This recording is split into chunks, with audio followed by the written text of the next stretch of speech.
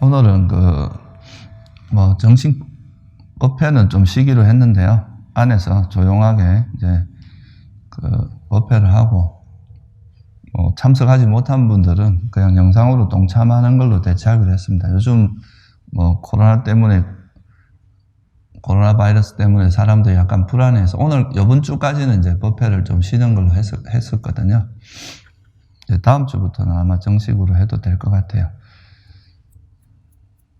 그래서 오늘은 이제 뭐에 대해서 수행도 수행이지만, 오늘은 이제 지금 우리가 살고 있는 이제 여건이 초기 불교라는 이제 요즘 와서 이제 초기 불교에 대한 이야기들을 초기 불교 가르침이 이제 많이 전해졌고요.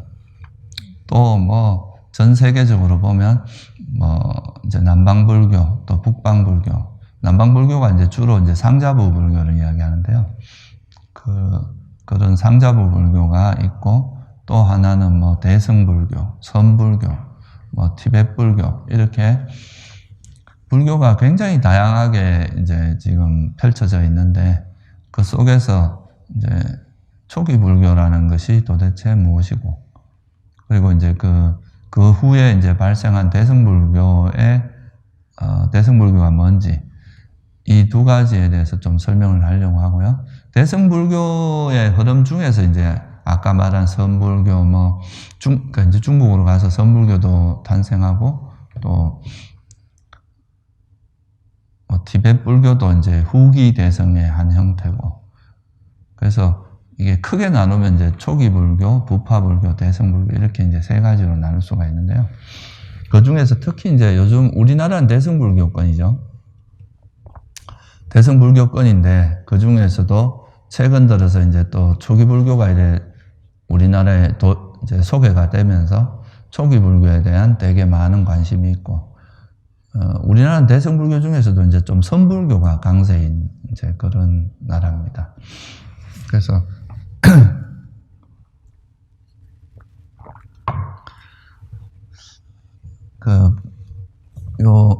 이제 초기 불교와 대승 불교에 이제 어떻게 이게 불교 역사적으로 어떻게 흘러와서 이제 이런 불교들이 형성되었는지 간단히 한번 살펴보고, 제가 다음 시간에는 이제 이렇게 나누어지는 데 있어서 초기 불교하고 이제 대승 불교가 나누어진, 특히 이제 부파 불교 시대까지는 거의 초기 불교가 그대로 거의 이제 좀 부파 불교는 계승했기 때문에 대승 불교가 이렇게 이제 크게 나누면 초기 대승이 나눠지는 이제 되게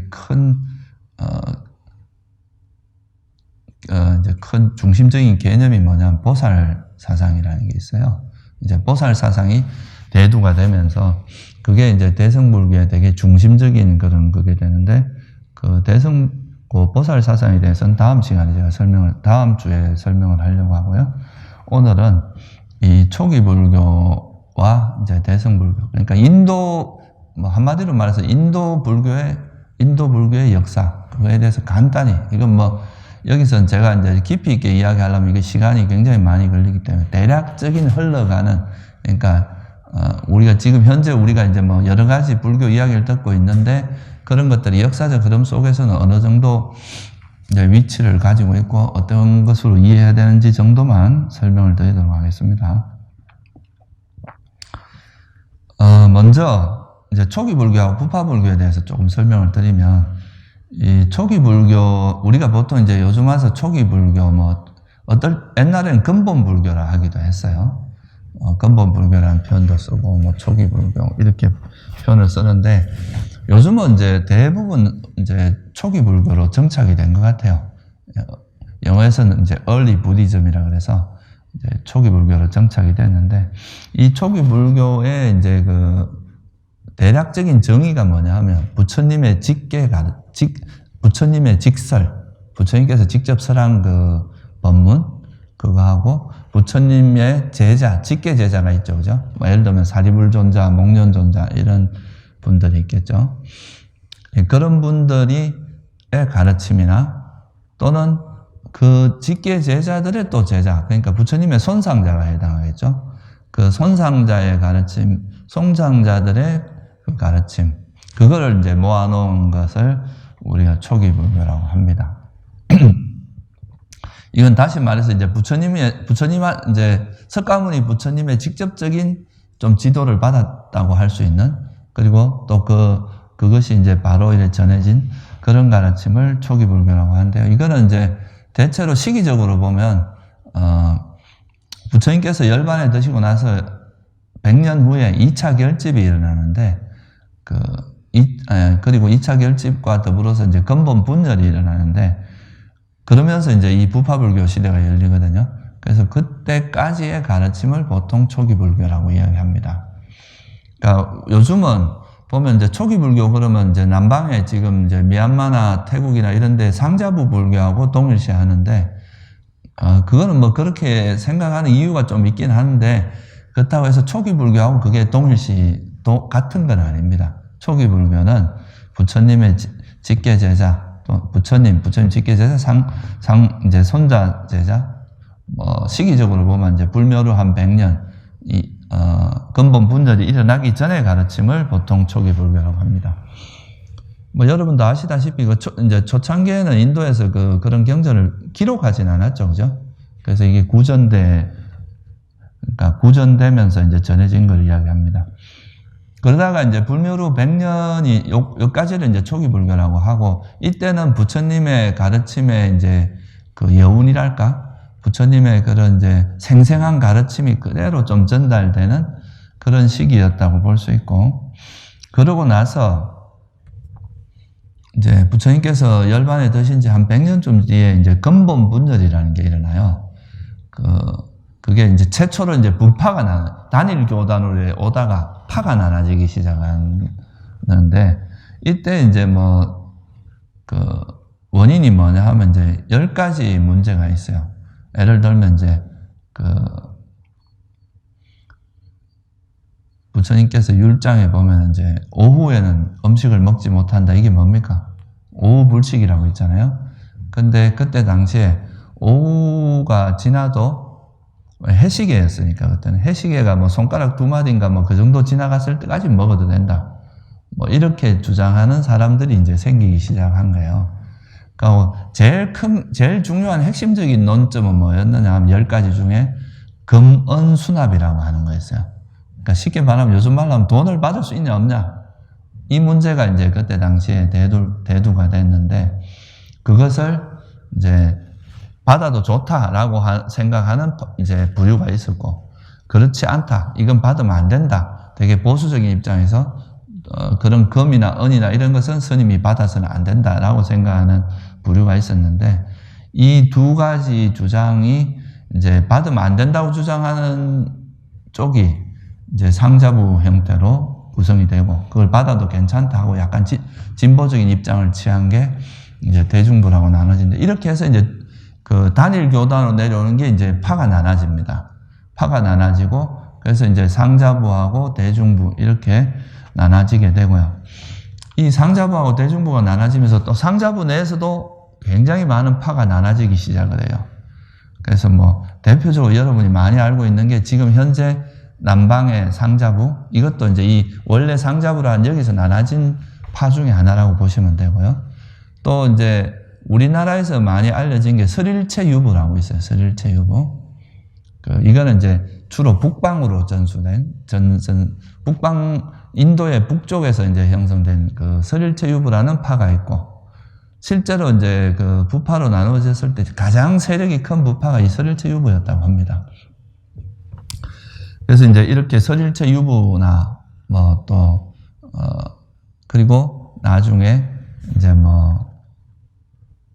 독자부라고 하는 것 부파도 있고, 법장부, 화지부, 이런 다양한 이제 부파들이 나누어지기 시작해서, 그러니까 근본 분열이 일어나고 나서 이제 인도 불교에서 대승불교가 사라지기, 그게 한 1200년 초니까 한 13세기 정도에, 13세기 초에 이제 인도에서 대승이 아니라 불교가 이제 사라지게 되거든요. 그때까지를 부파불교 시대라고 이야기를 합니다. 그러니까 이제 불묘로 100년부터 BC 한 4, 5세기부터 이제 인도에서 불교가 사라진 12세기, 아니 13세기 초 정도까지를 부파불교라고 해요.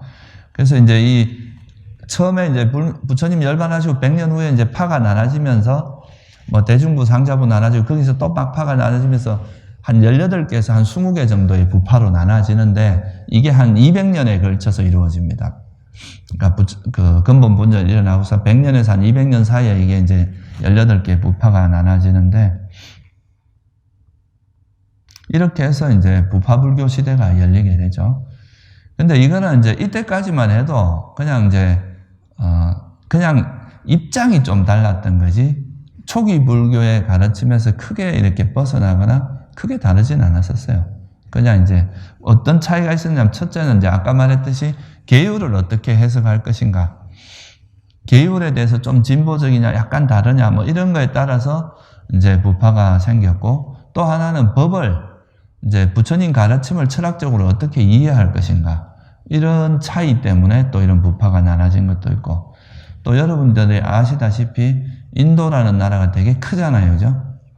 그러니까 이 지역 이제 부처님 법이 이래 각 지역으로 전파되면서 이 지역에 따라서 이제 이게 서로 왕래가 그래 쉽지 않았기 때문에 또 각 지역별로 이렇게 독립적으로 움직이다 보니까 된 것도 있고, 또 인도는 언어가 되게 많다 그러죠. 그런 언어의 차이 때문에도 다양한 부파가 생겼다고 합니다.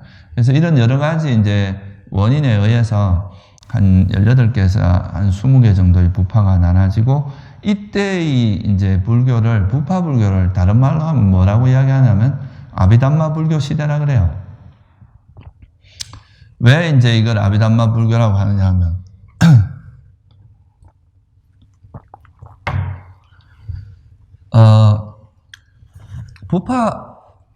부파가 이렇게 여러 개 나눠지다 보면 각 부파끼리 서로 우리가 보는 입장이 맞다라고 이제 주장을 하겠죠, 그죠?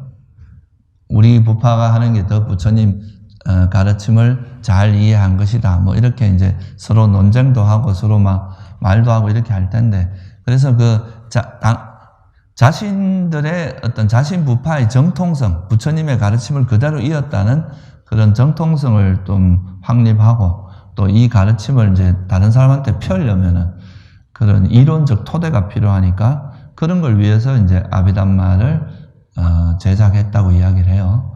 그래서 그 아비담마가 만들어지고 그 아비담마를 통해서 이제 자기들의 부파의 가르침을 이렇게 펴는, 그래서 이 아비담마 부파불교 시대에는 아비담마의 제작, 그러니까 아비담마가 뭐냐 하면은 아비담마는 뭐뭐에 대하여 이런 말이거든요. 담마는 법이란 뜻입니다. 그래서 그 부처님이 설하신 그 법에 대해서 체계적으로 정리하고 그걸 교리적으로 정리하는 이런 작업을 한 것을, 그렇게 해서 만들어진 논설을 아비담마라고 이야기합니다. 법에 대한, 그래서 중국에서는 이걸 대법으로 번역했죠. 법에 대한 논의다. 이렇게 해서 이제 아비담마를 제작하게 되죠.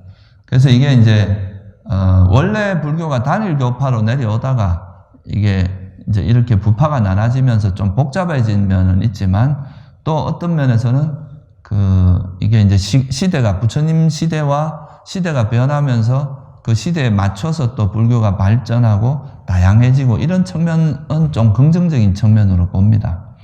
근데 어쨌든, 그리고 또 이게 부파불교 시대에 가서 이제 그동안 구전으로 전해져 내려오던 그 부처님의 가르침을 이제 문자로 기록하는 그런 것이 이제 시작이 돼요. 좀 시간이 지나고 나서. 그래서 이것도 이제 부파불교의 어떤 되게 큰 의의라고 보고 있다고 볼 수 있습니다. 그래서 일단 이제 이 되게 다양한 부파가 이제 나누어지는데, 그 부파들의 특징 중에 하나가 이 자기 부파의 이론을 정당하기 위한 아비담마를 제작했다. 그래서 그 아비담마 불교 시대라고 이야기할 수도 있어요. 그래서 그 아비담마가 지금까지 잘 남아 있는 데가 어디냐면 남방의 지금 상자부. 상자부란 말은 뭐냐 하면은요, 되게 보수적인 그 집단입니다. 그래서 이 상자부의 아비담마, 여러분 지금 우리나라에서 그 강목 스님하고 대림 스님이 번역하신 그 아비담마 길라잡이라고 아시죠? 그죠? 그 아비담마 길라잡이가 이 그러니까 남방 상자부. 그러니까 원래 상자부에서 크게 보면 이제 두 가지 흐름이 있는데 그 본상자부하고 설일체 유부라고 하는 이 두 가지가 있는데 이 이제 본상자부라는 게 남방으로 전해져서 이제 스리랑카 이렇게 거쳐서 흘러온 게 지금 남방의 상자부고요. 북방으로 상자부 계통에서 북방으로 가서 이제 정착한 게 설일체 유부라고 하는 그 부파입니다. 그래서 그 설일체 유부의 가르침을 좀 경양부 입장에서 좀 비판적으로 해서 만들어진 게 아비담마 구사론이라고 하는 게 있는데요. 이게 이제 그 설일체 유부의 그거를 좀 비판적인 입장에서 했지만 이제 설일체 유부의 그 가르침을 좀 수용한 측면이 있기 때문에 그래서 지금까지 남아있는 논서 중에 대표적인 게 지금 우리나라에 주로 많이 보고 있는 아비담마 길라잡이라고 하는 그 남방 상자부하고 이제 북방에서 말하면 그 논서 중에 대표적인 게 아비담마 구사론이라고 있습니다. 그게 이제 그걸 북방의 아비담마라고 이야기하죠. 그래서 지금까지 이제 그런 흔적이 남아있는 부파는 그래 많진 않아요. 그래서 이제 남방 상자부, 북방에 이제 설일체 유부, 그 가르침이 많이 남아있고, 그리고 법장부라고 하는 부파가 있었는데, 그 법장부의 문헌도 좀 남아있습니다. 지금까지. 그리고 이제 독자부라고 하는 그 이제 부파가 있었는데, 이 부파에서 이제 주장한 게 윤회에 좀 주체가 있다. 윤회를 실제 이게 뭐 이렇게 실체는 아닌데 윤회를 실제로 일어나게 하는 뭔가 주체가 있다는 걸로 이야기해서 그건 이제 뿌깔라, 이제 계야라고 표현을 했는데요. 그 계야라는 것이 있다고 이제 계야는 우리가 필요하다 해서 계야라는 개념을 들고 나오는데 그것 때문에 이제 되게 많은 비판을 받아요. 모든 부파한테. 그래서 그 계야의 개념이 들어간 그걸 비판하는 그 금강경에 나오는 게 바로 인상이라는 겁니다. 금강경 보면 아상 인상이라고 하는 그 인상의 의미가 이 독자부에서 주장하던 그 뿌깔라, 이 계야를 이제 중국에서는 인으로 번역했거든요. 사람 인으로. 그래서 그것이 이제 그때 당시에 이제 있었던 거에 그 비판이다. 이렇게 보시면 될 것 같고요. 그러니까 이건 뭐 그래 제가 이제 뭐 독자부라는 거하고 연관돼서 그냥 말씀을 드린 거고요. 그래서 뭐 간단히 말씀드려서 이걸 제가 여기서 다 여러분이 아실 필요는 없어요. 대표적인 것만 알면 돼요. 지금 남아있는 게 이제 상자부고, 그 다음에 남방 상자부, 그 다음에 북방에 설일체 유부는 이제 그게 주로 남아있고, 그리고 대중부하고 이제 대승불교를 연결시키는 경우가 있는데요.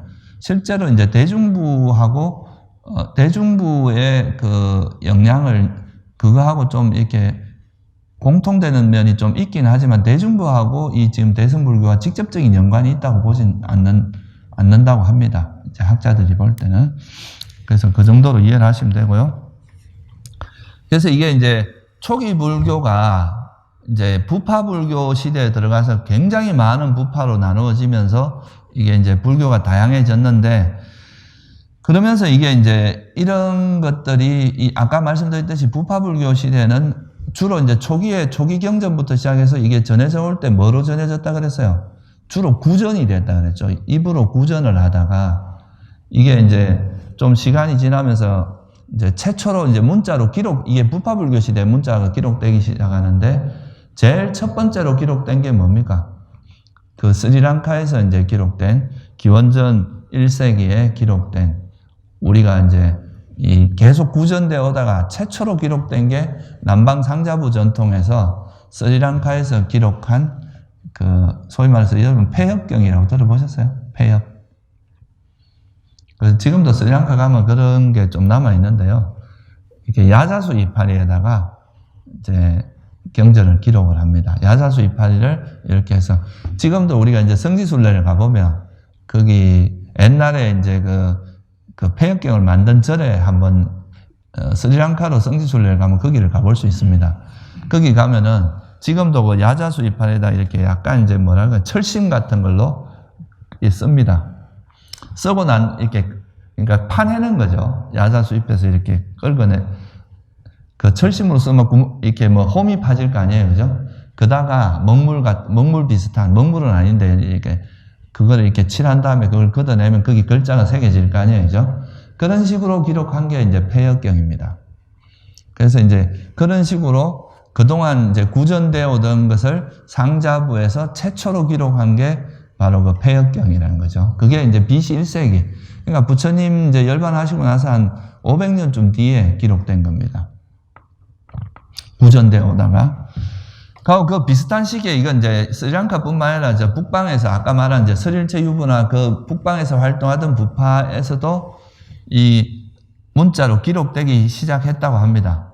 이게 이제 시기가 거의 비슷한 시기에 기록되기 시작했던데 그 근거가 뭐냐 하면은 지금 현재 이제 발견된 가장 그 오래된 문헌이 간다라 지방에서 발견된 그 간다라 문헌이라고 그 두루마기 형태로 발견된 게 있는데 거기에 보면은 그게 이제 AD 1세기 문헌이라고 지금 이제 알고 있거든요. 그 이제 밝혀진 바, 그러니까 발견된 것 중에는 제일 오래된 거예요. 그러니까 기록된 거 말고 발견된 것 중에는. 근데 이게 AD 1세기에, 그러니까 기원 후 1세기에 제작된 거라고 보는데, 그러면 그 이전부터 이미 기록되고 있었다고 봐야 된다고 이제 추정을 하는 거죠. 그러니까 그게 이미 그런 문헌이 발견됐다는 거는. 그래서 대체로 비슷한 시기에, 기원전 한 1세기 이제 스리랑카에서는 기원전 1세기, 그러니까 정확하게는 기원전 29년에 기록됐다고 합니다. 그때부터 기록됐고 그 비슷한 시기에 북방에서도 이미 이제 경전이 기록되기 시작을 했다 이렇게 봅니다. 근데 이제 여기서 이런 의문이 좀 남을 수 있어요. 그러니까 이제 아까 말씀드렸듯이 이제 이게 문자로 기록된 거는 거의 몇 년 지나서 기록됩니까?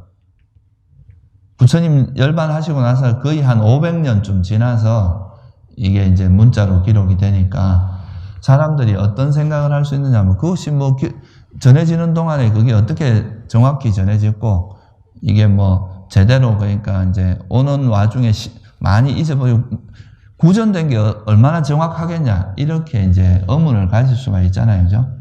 그래서 그런 걸 가지고 이제 뭐 초기 불교도 뭐 어떻게 부처님의 이제 지금 그러니까 문자로 기록된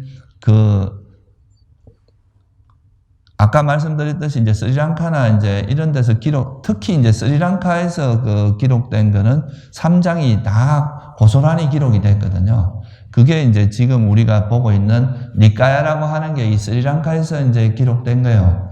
그래서 우리가 이제 니까야를 초기 경전이라고 보통 이야기를 하는데 이게 불멸 후 500년 뒤에 기록됐는데 어떻게 이거를 뭐 초기 불교 가르침을 그대로 간직했다고 볼 수 있느냐 이렇게 비판하는 사람도 있어요.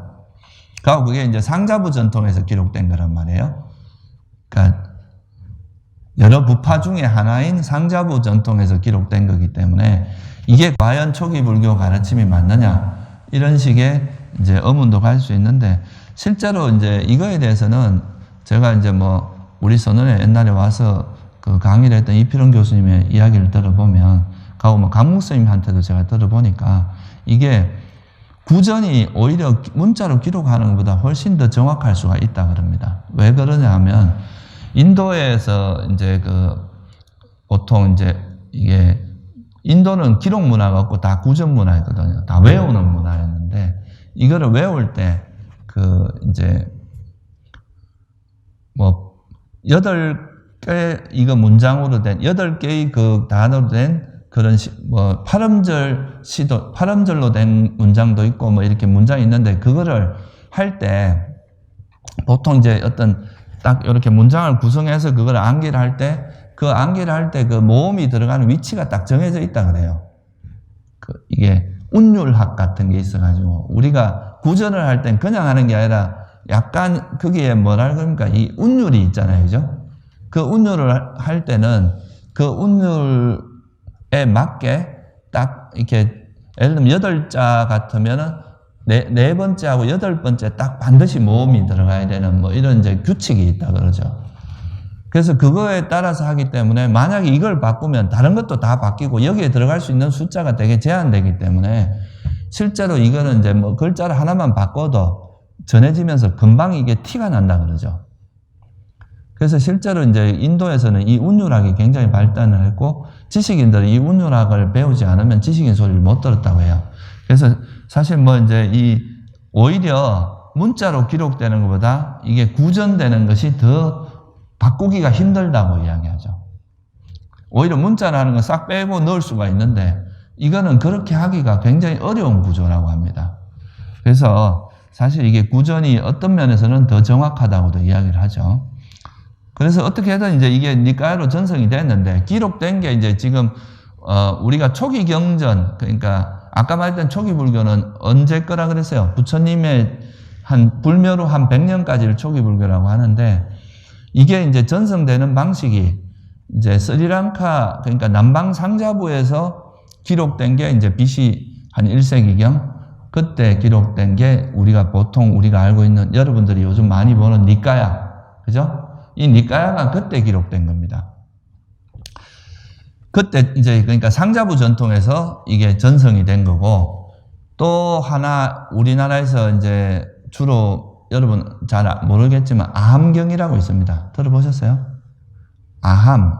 이거는 이제 이 초기 불교가 남방으로 전성이 돼가지고 상자부 전통에서 결집한 게 이제 니까야라고 한다면 북쪽으로 전성이 돼가지고 이제 주로 설일체 유부. 아까 제가 되게 큰 부파가 있다 그랬잖아요. 그 설일체 유부가 주로 이제 설일체 유부에 의해서 전성된 것 대부분이 그렇습니다. 이거는 이제 법장부를 통해서 전성된 것도 있고 이거는 이제 아함은 단일 부파에서 전성된 게 아니라 몇 개의 부파에 의해서 이제 남아 있는데 근데 그래도 그 대부분은 이제 설일체 유부에서 전해졌는데 이거를 우리가 보통 아함이라고 이야기를 합니다. 아함. 그러니까 이게 지금 중국의 한역으로 거의 다 남아 있어요. 근데 이 두 가지가 분명히 이제 다른 루트를 통해서 전해졌잖아요. 그죠? 한쪽은 저 남방 스리랑카나 태국 미얀마 쪽으로 전해졌고, 한쪽은 저 북방으로 해서, 인도 북부에 해서 저 중국 이쪽으로 전해진 건데, 이 두 가지 문헌을 놓고 비교를 해보면, 이 두 가지 내용이 거의 한 80% 일치한다 그래요. 그러니까 약간 이제 그까지는 좀 다를 수가 있어도, 그 핵심적인 내용은 거의 일치를 한다고 합니다. 그래서 이제 학자들이 연구를 해보니까 이제 그런 거를 알 수 있으니까 지금 니까야나 아함에 있는 거를 비교 분석을 해보면 거기서 거의 80%가 일치하고 핵심적인 내용은 동일하기 때문에 그래도 니까야가 거의 초기 불교를 그대로 전성했다라고 봐도 무방하다 이렇게 보는 거죠. 가장 이제 초기 불교에 가까운 경전이다. 그렇게 보고, 이 중에서 이제 두 가지를 이제 비교를 해서 한쪽에는 있는데 한쪽에는 없는 거, 이런 내용이 있을 수 있잖아요. 그런 거는 보통 이렇게 집어넣었다고 봅니다. 그런 것만 좀 이렇게 빼고 이래 보면은 사실 거의 이제 초기 불교가 그 니까야나 아함에는 그대로 전성됐다. 이렇게 보는 입장입니다. 그래서 여러분들이 지금 이제 초기 경전을 초기 불교에 지금 우리가 보고 있는 니까야나 아함을 초기 불교의 가르침이라고 해도 크게 문제가 되지 않아요. 그리고 그 중에서도 특히 영기, 사성제 이런 이제 그런 가르침들은 어느 부파에도 공통적으로 들어있는 거기 때문에 그거는 초기 불교의 가르침으로 봐도 무방하다. 이거는 이제 그거는 거의 이제 이거는 학자들도 적어도 이제 사성제의 가르침은 아무도 부정하지 않는 그건 초기 불교의 가르침이라고 대체로 그렇게 본다고 이해하시면 됩니다. 그래서 이게 이제 지금까지 제가 말씀드린 건 이제 이런 초기 불교가 부처님께서 이제 설하신 그 법이 이렇게 좀 세월이 지나면서 이렇게 전해지다가 굉장히 많은 부파로 나누어져서 각자 나름대로 불교를 이제 이렇게 전하고 해왔지만 그 대표적인, 지금 남아있는 대표적인 경전이 니까야하고 아함이라고 하는 두 가지 이제 초기 불교를 담고 있는 경전이 그 두 가지인데 그 두 가지가 거의 일치하고 거의 한 80% 가까이 일치하고 또 거기 있는 핵심 내용은 같기 때문에 그거를 거의 초기 불교라고 지금 보고 있습니다. 대체로. 그렇게 보시면 되고요. 그러다가 이제 좀 시간이 지나면서 이제 뭐가 일어나느냐 하면은 대승불교의 어떤 그 흐름이 이제 생기기 시작하는데 여러분들 여기서 한 가지 이해해야 될 거는 이 대승불교도 부파불교 시대에 나타난 또 하나의 새로운 부파라고 보시면 돼요. 이제 부파불교가 끝나고 대승불교가 나타난 게 아니라 부파불교 시대가 이제 인도에서 이제 13세기 초에 끝나는데 그 중간에 이제 한 BC 1세기에서 1세기 그 사이에 이제 대승불교가 본격적으로 이제 나타나기 시작을 하고 그리고 나서 이제 AD 그러니까 한 4세기경에 그때부터 이제 본격적으로 독립적인 부파로 나타난 거는 4세기 정도부터 이제 대승불교가 나타난다고 이야기를 하죠. 그러니까 인도 불교에서 부파불교 시대에 좀 새로운 형태의 부파가 나타나는데 그게 대승불교고 그 대승불교가 이제 주로 이 중국, 중앙아시아, 이제 티벳 이런 쪽으로 전해져서 지금 현재 대승불교, 우리 중국에서 또 우리나라, 일본으로 전해진 거죠. 그게 이제 지금 현재 우리가 보통 접하고 있는 대승불교다 이렇게 이해하시면 될 것 같아요. 그러면은 이 대승불교가 어떻게 일어났는지 그거에 대해서 한번 간단히 좀 살펴보면요.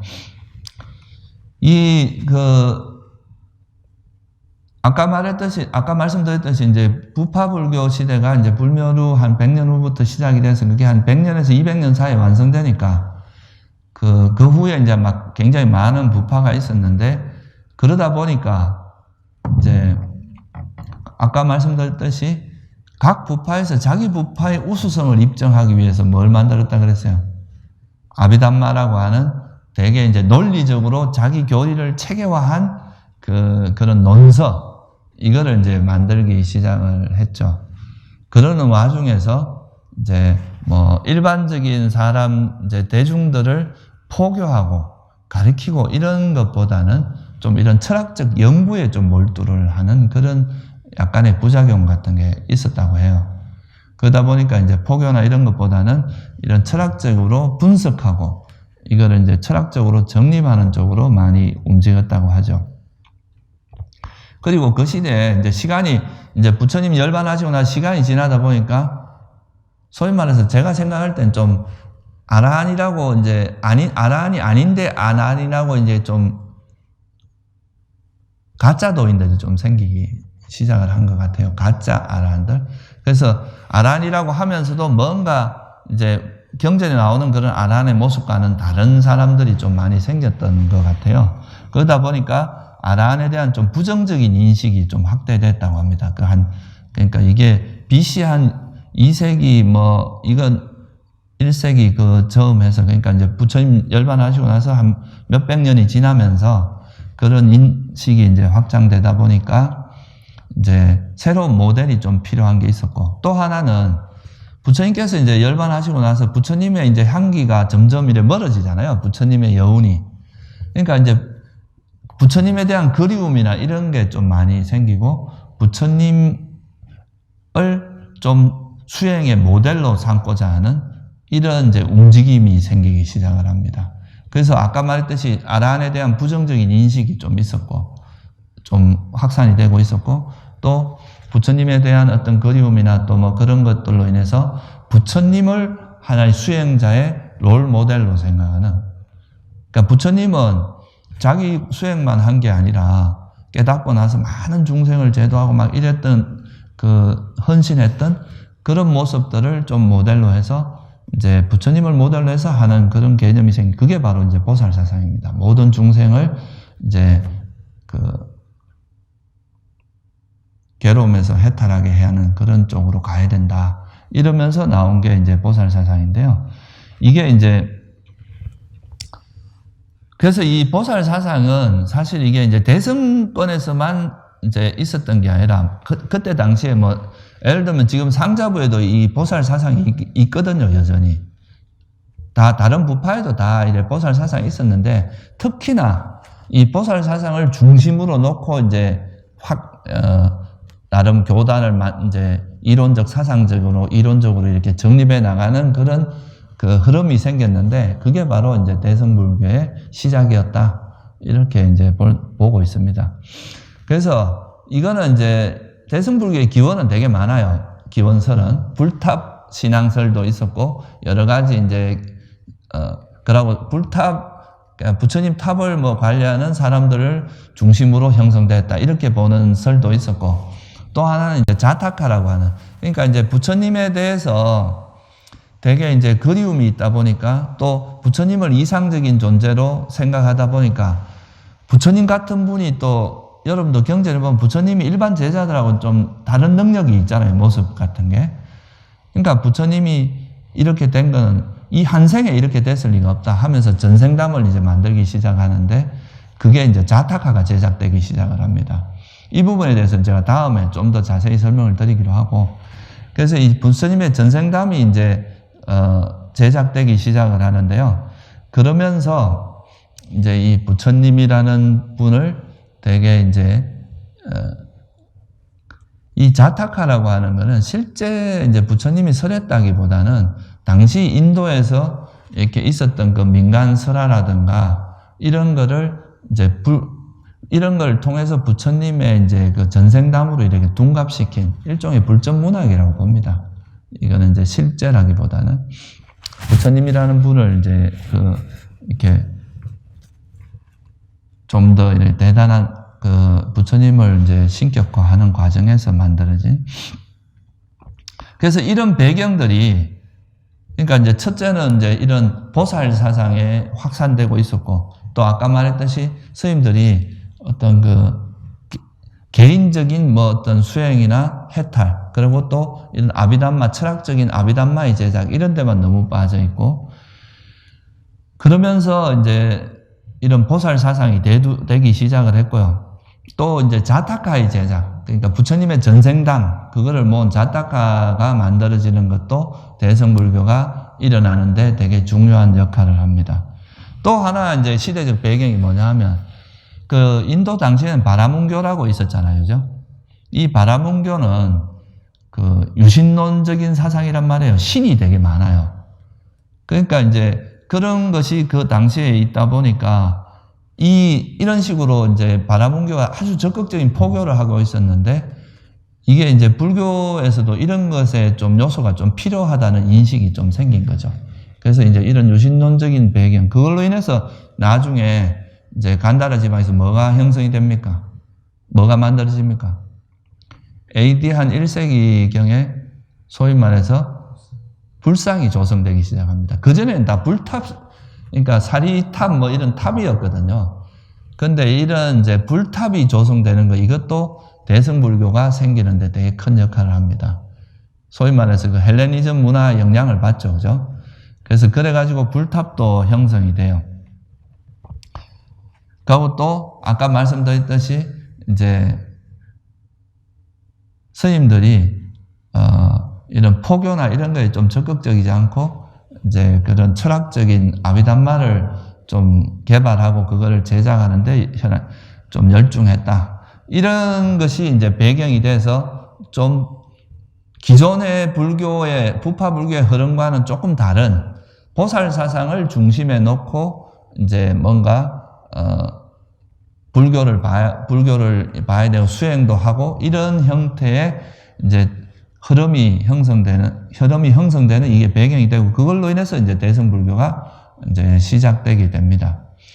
그래서 이 대승불교는 시작될 때 아까 말했듯이 뭐 불탑 신앙설도 있고 뭐 또 자타카로 인해서 자타카를 그 기반으로 해서 만들어졌다 이렇게 보는 경우도 있지만 현재 이 대승불교가 형성되는 기원은 그렇게 보지 않고요. 스님 중심의 운동이었다고 이야기를 합니다. 원래는 제가자 중심으로 됐다고 이야기하는데 그게 아니라 이 스님 중심으로 이제 이런 아까 말했던 그런 운동이 일어난 거예요. 그러니까 각 부파에 소속돼 있는 스님들 중에서 이런 보살 사상을 중심으로 뭔가 수행을 해야 된다고 생각하는 스님들이 생겨나기 시작을 한 거죠. 점차.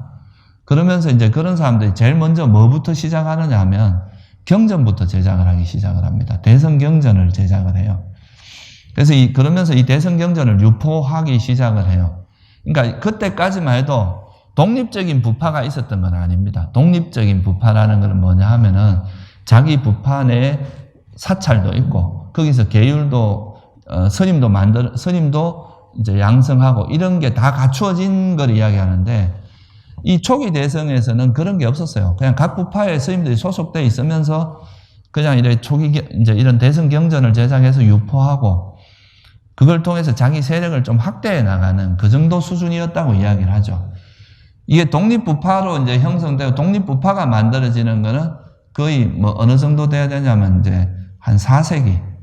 그러니까 이제 4세기나 돼야 완전 대승의 관점에서 하나의 도량이 만들어지는 독립적인 도량이 생긴 거죠.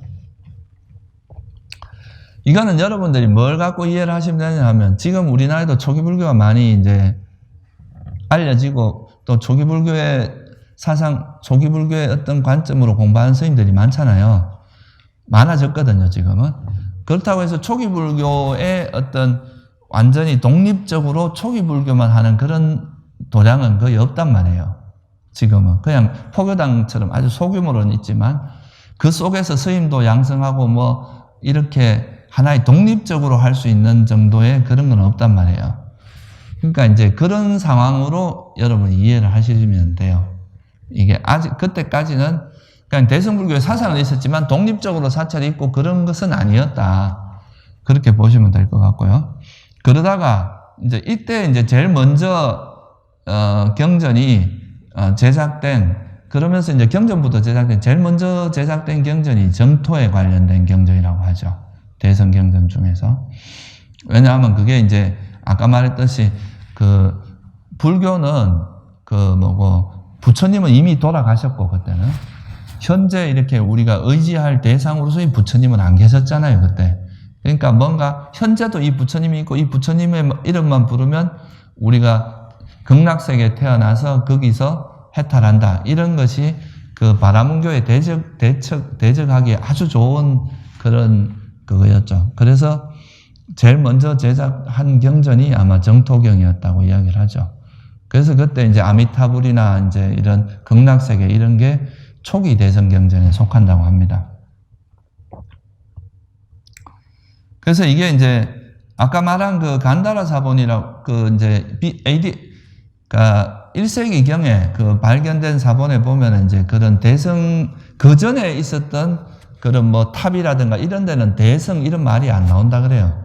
근데 이게 이제 1세기 정도 발견된 그 문헌에 보면 그때부터는 이제 뭐 육바라밀이라든가 뭐 공덕이라든가 보시라든가 이런 이제 내용들이 많이 나오기 시작을 해서 그래서 이제 학자들이 보통 보기에 본격적으로 대성불교가 시작된 거는 한 1세기경이라고 보는 것 같아요.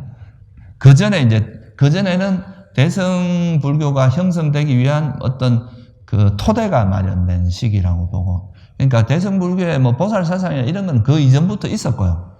근데 이제 본격적으로 대성불교가 시작된 거는 AD 1세기라고 봅니다. 그리고 이때 또 어떤 거냐 하면 그때 당시에 이제, 쿠샨 왕조라고 있었는데 이때 그 카니시카 왕이라는 왕이 불자였다 그러죠. 그래서 그러고 이제 쿠샨 왕조가 어디에 형성됐냐면 인도 북부의 그 간다라 지방 그쪽에가 이제 무역이 되게 발달을 하게 되는데 그게 그 실크로드로 가는 길목이었다고 하죠. 그러니까 여기서 뭐가 형성되겠어요? 이제 막 상업이 되게 발달하니까 거기서 뭐 통행세도 받을 수 있고 또 뭐 여러 가지 음식점이나 뭐 호텔, 요즘 말로 하면 이제 숙박업소 이런 것이 발달하면서 거기서 굉장히 많은 돈이 이제 축적이 됐는데 그 재력을 바탕으로 해서 이제 대승불교 지원을 상당히 많이 했다고 합니다.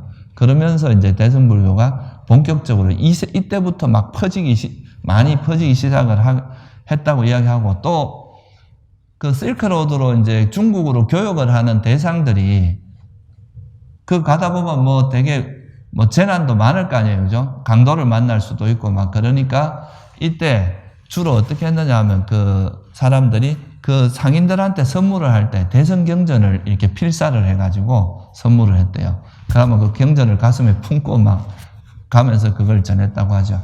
그래서 이때 그런 것들이 대성 경전이 이제 중앙아시아나 이제 중국이나 이런 데로 전해지는 되게 큰 역할을 했다고 하죠. 그래서 여러분들이 그런 거 아마 아실 거예요. 우리가 초기 경전에 니까야나 이런 데 보면은 뭐 이 경전을 수지 독송하는 공덕이 대단하고 이런 말이 안 나오잖아요. 그죠? 근데 금강경 보면 뭐가 나옵니까? 이 금강경에 있는 사국의 하나라도 수지 독송하는 공덕은 뭐라 그래요? 삼천대천세계 신명보시하는 것보다 더 공덕이 크다 이런 말들이 나오잖아요. 그러니까 이 대성경전을 이제 많이 이렇게 퍼뜨리고 유포하기 위해서 뒤에 이제 그런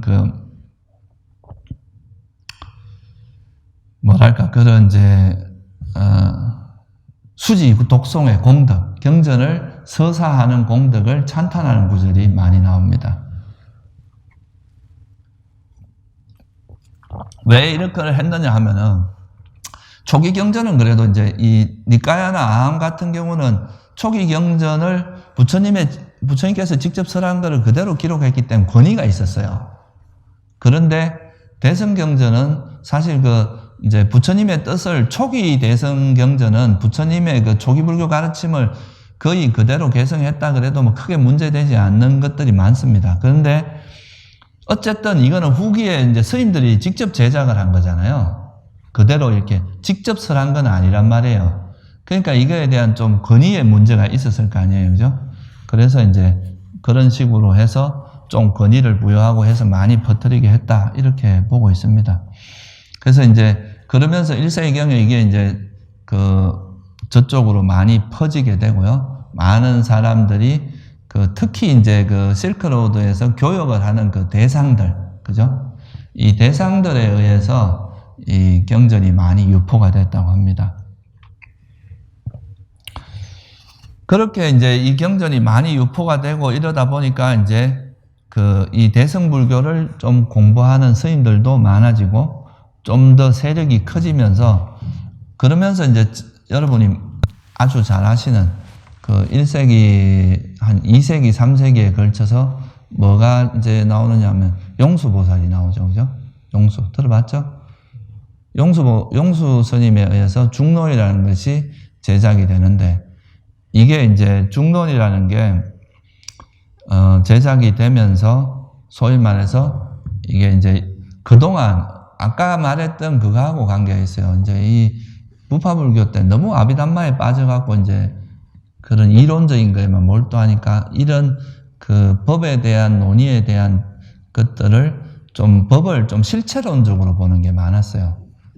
그러니까 설일체 유부라는 게 일체가 법인데 이 법은 삼세에 있다. 이게 유부거든요. 있다는 말이거든요.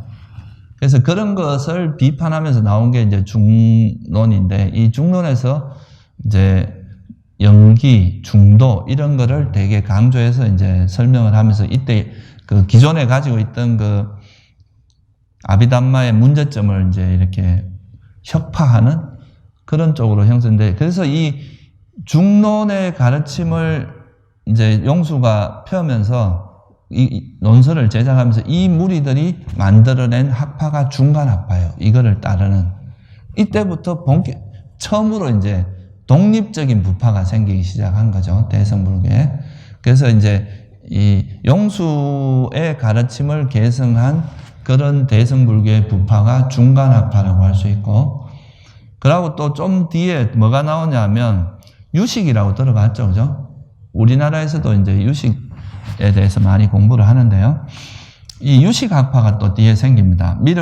이제 중론은 기존에 가지고 있던 아비담마를 이제 문제점을 주로 뭐라 하냐면 주로 비판하고 그걸 깨고 그러지 이 중간학파 자체의 이론을 세우진 않았거든요. 근데 그러니까 이게 너무 이제 이론이 없다 보니까 좀 너무 공을 강조하고 이러다 보니까 이게 중론이 나중에 공사상의 시초가 됩니다, 이게. 그래서 그걸 강조하다 보니까 이제 너무 이론도 없고 이러니까 이제 그거에 좀 반작용으로 또 뭐냐면 이 유식에서 대성의 아비담마라고 하는 유식을 만들어요. 유식의 가르침을 펴는데 그게 이제 유식학이고 미륵 에서부터 시작이 돼서 무착 스님의 섭대성론하고 유가사지론이라는 그 논설을 제작하고 또 세친보살이 유식 30송이라고 하는 이제 논설을 만들면서 유식학파가 형성이 됩니다. 이게 이제 그러니까 인도 대승불교의 대표적인 학파는 유식학파하고 이 중론학파예요. 중론학파하고 유식학파. 여러분들 많이 들어봤죠? 유식에서. 이제 초기 불교에서는 식을 몇 가지로 이야기합니까?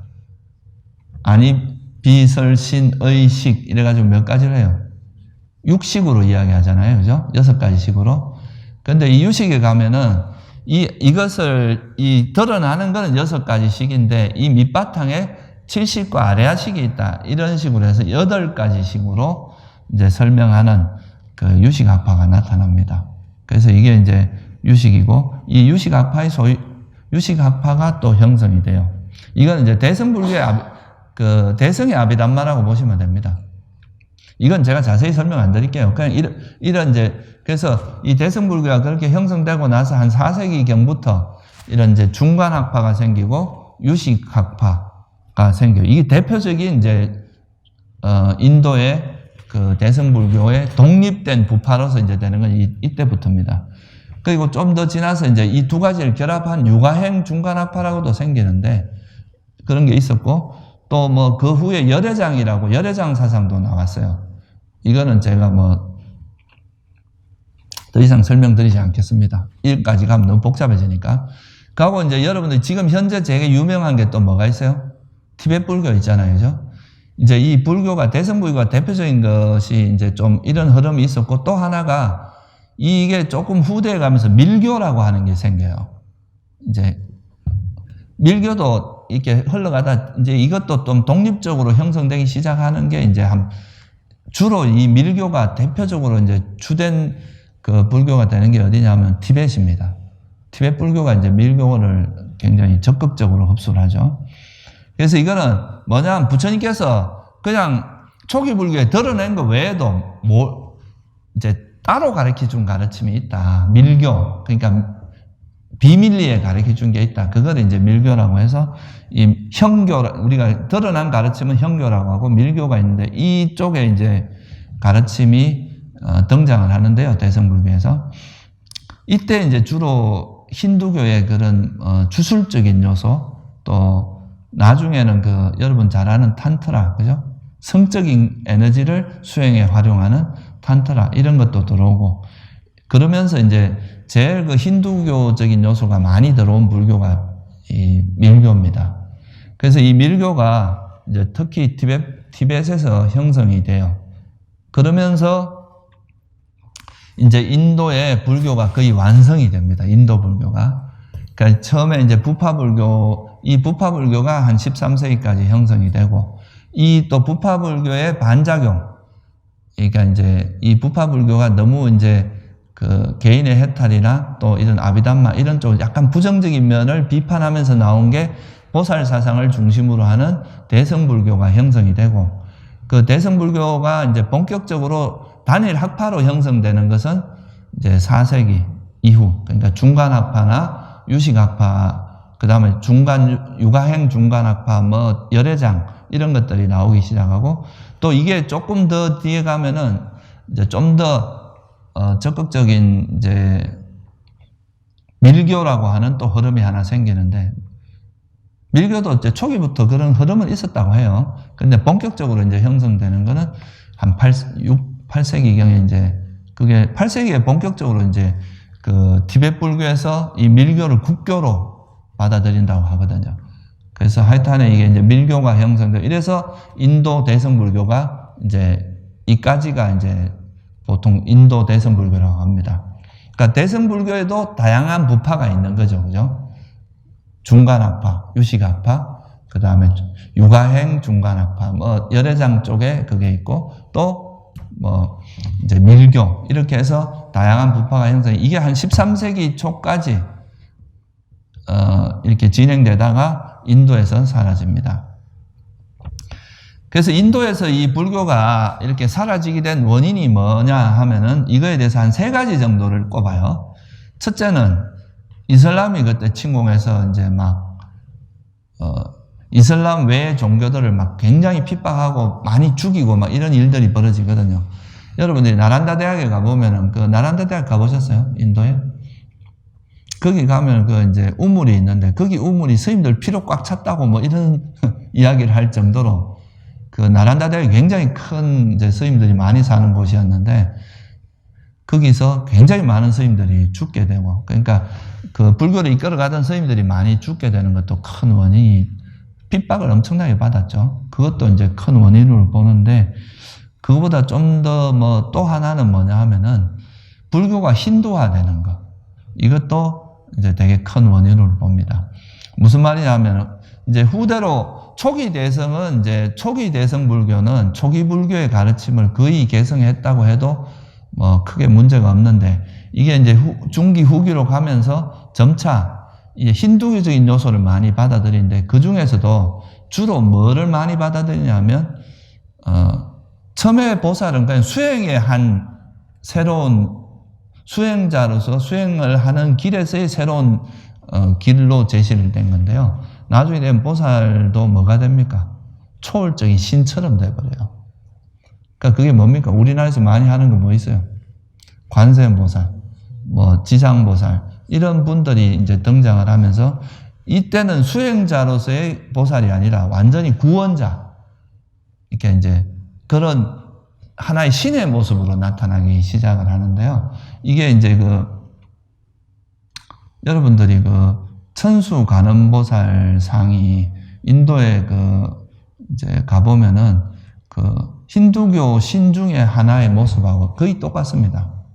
그러니까 이게 뭐냐 하면 이제 힌두교에 있는 되게 그런 신들이 불교에 들어와서 불교화되는 거죠. 그대로 들어온 건 아니고 불교의 모습으로 이제 변형이 돼서 이제 들어오는데, 그런 것들 이제 힌두교의 그런 또 만트라, 우리가 보통 우리나라에서 진언이라고 하는 만트라 같은 게 많잖아요. 그죠? 뭐 너검주라든가 신묘장구 대다라든가 이런 이제 만트라가 또 들어오기 시작을 합니다. 그래서 이런 이제 인도의 그 힌두교에서 있었던 그 문화들이 불교에 들어오면서 이제 그 불교가 가지고 있던 원래 가지고 있던 무아 사상이라든가 이런 것, 무아의 가르침이다, 이런 것들은 그때 인도 당시에 바라문교하고 딱 대척 지점이 있었기 때문에 지식인들이나 이런 상류계층에서 이 불교를 받아들이게 되는데, 이 나중에 불교가 점차 힌두화되기 시작하니까 불교하고 힌두교하고 차이가 없어진 거예요. 그러니까 구태여 그러니까 불교가 따로 존재할 필요가 없이 힌두교에 약간 흡수되는 식으로 이렇게 돼버리면서 불교가 인도에서 사라지게 되는 계기가 됐다, 이렇게 보는 게 있습니다. 여기서 제가 참고로 한마디 말씀드리면, 이제 보통 우리가 이제 불교가 힌두교의 아류다 이렇게 보는 입장들이 좀 있거든요, 사람들이. 근데 엄밀하게 말하면은 중간학파하고 유식학파라고 하는 그 대성의 학파가 형성되면서, 특히 뭐 공사상 뭐 이런 것들이 형성되고 그러면서 이 이론을 바라문교가 가져가서 원래 바라문교는 체계가 없었다 그러거든요. 인도의 전통 종교가 그렇게 논리적이지 않고 체계가 없었는데, 이 이론을 배워가서 그거를 자기식으로 만들어서 체계화한 그 가르침이 바로 힌두교입니다. 힌두교는 원래 이제 좀 후대, 그러니까 대승불교가, 그러니까 이제 중간학파, 유식학파 이런 게 생기고 나서 이제 힌두교라는 이름이 생기는데, 그래서 힌두교라는 게 원래는 불교의 영향을 받아요.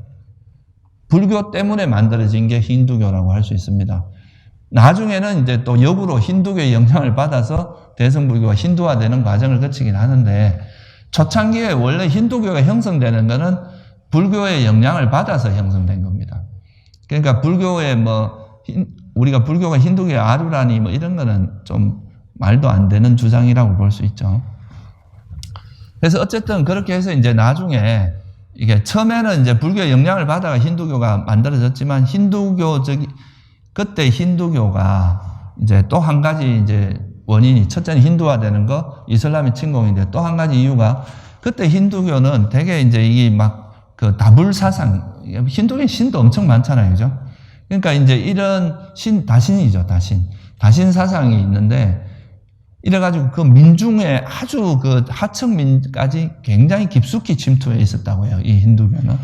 근데 아까 말씀드렸듯이 불교는 좀 이렇게 사회 상류층들의 좀 지원을 많이 받고 이래가지고 포교에도 좀 적극적이지 않았고 그러면서 민중이 아주 깊숙이 뿌리는 잘 못 내렸다 하더라고요.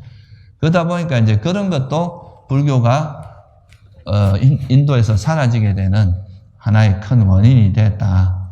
이렇게 볼 수 있습니다. 그렇게 해서 이제 이런 원인에 의해서 인도에서는 불교가 이제 사라지고 그 후에 이게 중앙아시아, 티벳, 중국으로 전해지면서 오히려 이제 중국이나 이제 이런 티벳 쪽에서 더 대승불교는 활발하게 이제 발전하게 되죠. 그래서 뭐 그거는 조금 다른, 하고 이제 중국으로 전해지면서 뭐 이제 중간 유식학파하고 그대로 한 뭐 그런 파도 생기고 또 화엄, 천태, 화엄 뭐 이런 이제 중국 특유의 그런 또 종파들이 생기고 또 그에 따라서 선종 이런 것들이 우리나라에 전해진 거죠. 우리나라는 주로 성과 화엄이 주로 우리나라 불교에는 주주라고 볼 수 있습니다. 그래서 이건 제가 간단하게 이제 말씀을 드렸는데, 그래서 이 초기 불교하고 대승 불교가 이제 나누어지는 이제 결정적인 역할을 한 게 뭐냐면 보살 사상입니다. 이 보살. 그래서 초기 불교에서 이제 부파 불교 형성되면서 그 부파 불교 시대에도 이미 부처님의 길을 따라가고자 하는, 그러니까 부파 불교 시대에는 그냥 아란의 길도 있고 또 영각의 길도 있고 붓다의 길이 있고 이렇게 세 가지 길을 다 인정을 했는데 이제 대승불교에서도 초기에는 거의 그랬어요. 근데 이게 가면 갈수록 이제 이 보살의 길을 좀 더 강조하고 보살의 길만이 이제 우수하고 이 아란의 길을 좀 폄하하는 쪽으로 가기 시작하는데 그게 이제 뒤에 나타나는 이제 후기 대승의 모습입니다. 그래서 이 보살의 개념에 대해서 바르게 이해를 지금 이런 불교의 흐름을 제가 이제 왜 미리 설명을 드리냐면 보살을 이해하려면 이 흐름을 좀 알아야 돼요.